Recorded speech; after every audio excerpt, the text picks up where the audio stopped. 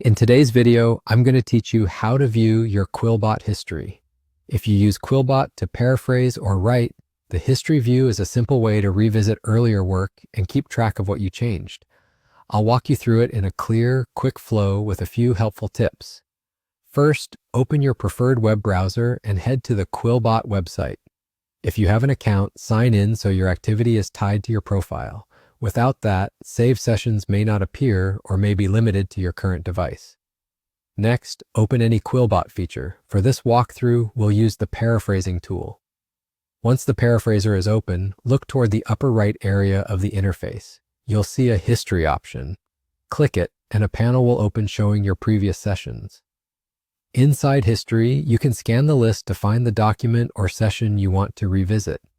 It's organized to surface your most recent activity, which makes it easy to pick up where you left off, compare drafts, or reference a version you liked earlier without recreating it from scratch.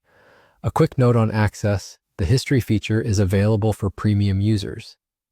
If you're on the free plan, the button may appear but provide limited access, or you may not see the panel at all. If tracking past edits is important for your workflow, consider upgrading. Or, at minimum, make sure you're signed in so your activity is stored consistently across sessions and devices.